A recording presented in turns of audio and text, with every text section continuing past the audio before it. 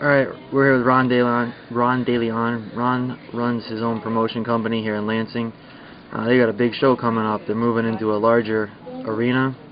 Ron, why don't you tell us about that a little bit? Yeah, we're really excited about this next show. It's going to be February 28th, 2 weeks from this coming Saturday at Lansing Gardner Junior High School. We picked that venue because it can get up to 1,500 people in there. We have no doubt in our minds we're going to sell this out. 1,500 people, get 1,000 people on the bleachers. I've got some exciting fights, a lot of local fighters from the greater Lansing area, surrounding areas, so we're anticipating a really good show. Who are the guys you have on the card? You've got a couple of them already on your posters. Yeah, we've got a bunch of guys on the poster right now, and I try to highlight everybody that has their own little community. We've got 3 fighters from St. John's coming. We've got some outstanding fighters from Eaton Rapids. Justin Houghton, who's undefeated, fighting for our lightweight belt. We have Matt Swanson, from, as I mentioned, from St. John's. We've got a local kid from Murcielago, Nate Patrick, fighting for the 185 belt. And I try to do that, get a good fighter out of Mason, Grand Ledge, Charlotte, all the surrounding areas, so they can bring their communities with them as well. So. Okay, a lot of people don't know, but there's a lot that goes into putting on a show. You know, you're 2 weeks out. What are you working on now? You're still promoting, but there's got to be a lot of other stuff going on as well. We basically just promote up until the day of the show. That's radio spots, that's TV spots, that's getting the word out there with flyers, with 4x6 cards. We've got our mailing list going. Got really good response as far as our sponsors, restaurants, pizza places, putting our flyers in every to-go order. Just anything you can imagine to get the word out that we're doing that. Is it MMA is getting huge? Is it a lot easier now to promote it than when you started? Yes, it is. With the way the UFC has gone, I mean, that's kind of the mothership, so to speak, and that has just been an overflow of popularity. And what we're doing is just riding along with that. We base our shows basically around those events, so we can promote at those events for the upcoming events, like maybe a week or two out. Okay. And have had just a really positive response. All right, and you aren't just a promoter. You have trained fighters. You know, how did you get into that? Actually, got into it. I've been promoting professional boxing for 11 years, so I've always dealt with fighters at some capacity or another.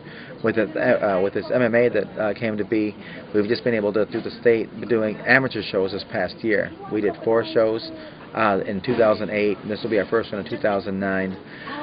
Was happy with the actual turnout of the first show in 2008, but I wasn't happy with a lot of the fighters. I didn't feel they were experienced enough. So we opened up our own gym and have basically a tryout. You have to be trying out to fight in our shows now.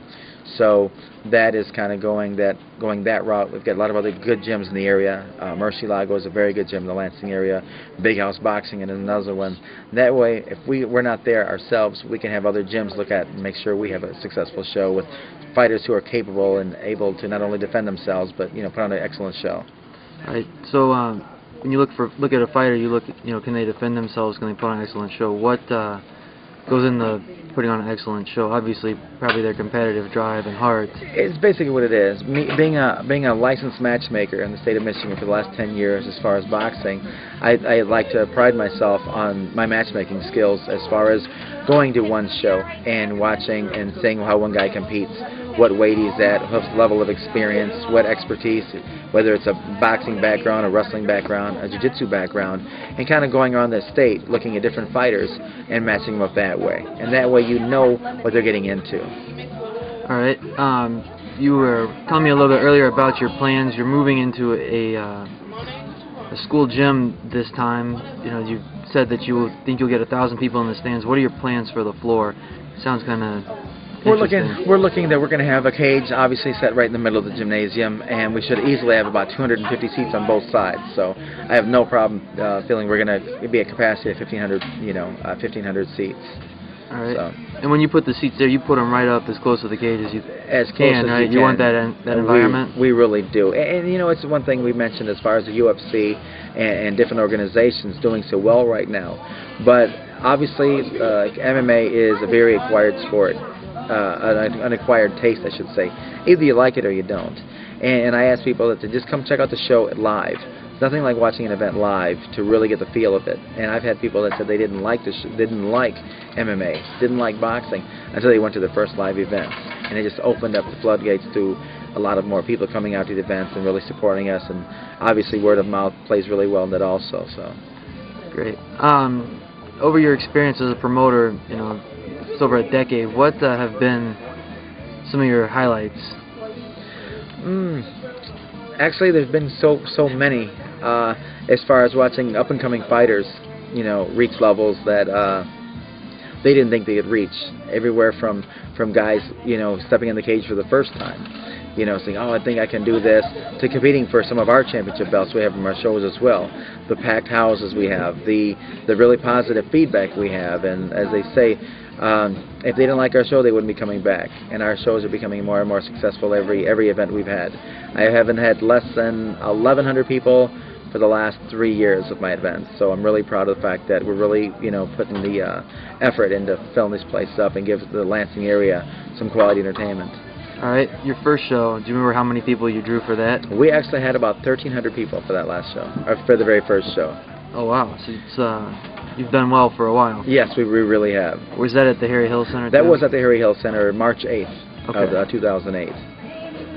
What about for boxing? What, you know, way back when you started with that? Boxing, I actually started right around the corner there at the LA Globe nightclub. Had some friends who owned a nightclub there and asked me to, you know, put on some shows.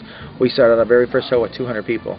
All the way up to... And every show we did, it kept on getting larger and larger.